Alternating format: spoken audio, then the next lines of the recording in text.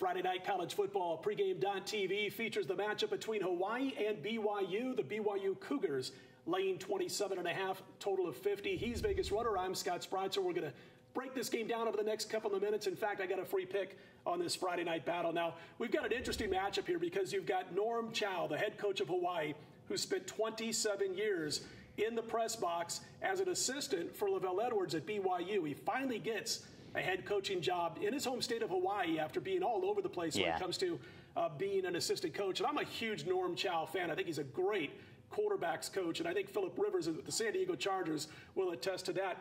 But he's trying to do something brand new with this Hawaii team, and I think Warrior fans are going to have to be patient for at least a season or two. He's really overhauling this program on both sides of the line of scrimmage, and I think for the first season you're going to see a lot of games where it looks like, you know, square pegs trying to fit in a round hole.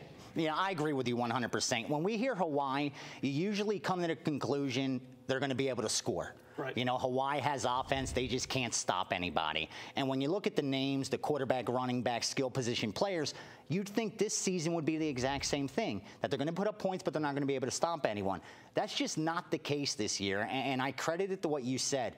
They just don't get Norm Chow's offense yet. I mean, this team's just not getting it. He's got to get the right players involved. He's got to get his recruits involved. I mean, it's going to take a couple seasons. When you look at them, they're 61st in offensive efficiency. That's awful for a Hawaii team. And BYU's 12th. And they're, you know, an offensive juggernaut usually, but defensively I think is where the biggest edge is for BYU. I mean, it's night and day. You look at this Hawaii team, they have one returning senior from last year, and they were awful. They gave up 69 points to Nevada. And it could have been worse. Yeah, I think this game's going to come down to, Scott, bottom line is how motivated BYU is. Right. They just lost two really tight games. They lost by 3 to Utah. That's a crusher. Then they lose by 1 to Boise State on prime time. And it's, do they want to crush somebody, or are they feeling sorry for themselves right now? Because if they want to crush somebody, I don't think there's anything Hawaii can do to stop them, especially I like Riley. I know he gets a lot of bad publicity this year so far, but this kid was talking about the quarterback, Riley Nelson. Yeah, he was 16th last year in pass efficiency. Last week he was pulled against Boise. I think this kid's going to be motivated. Hawaii might be in trouble. Yeah, I want to see how he's feeling, because part of it was that he complained and said he's been having these back problems, back injury that keeps acting up during games. And he said the worst part about it is that he could play through the pain, but it's affecting him mentally. You know, his mental standpoint. I mean, when you're down there crouching behind center, or you're, you know, 6 yards back or 4 yards back in that mini shotgun or whatever, the bottom line is a lot of times if you've got a lot of pain in your back area, you're thinking about that on every play you make. And we saw him produce nothing against Boise. And as you said, he comes out of the game, and the freshman, the Taysom Hill, comes into the game and leads them on a 95-yard scoring drive.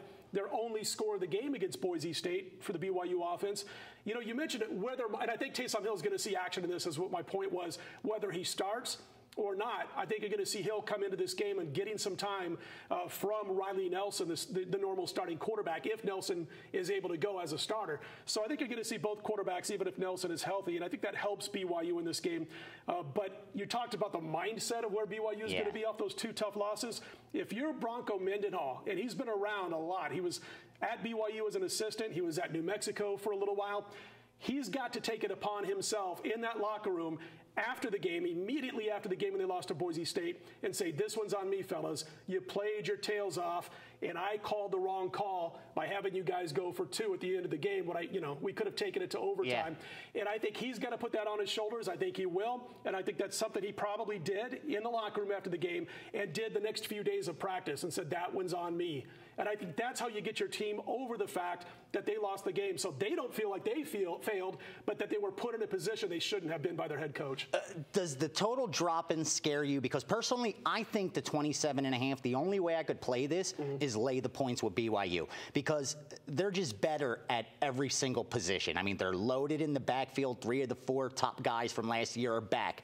They have their #1 wide receiver threat back. They have a great offensive line. Their defense, I mean, this team's juniors and seniors. Their defensive line, 3 of those guys are back for missions.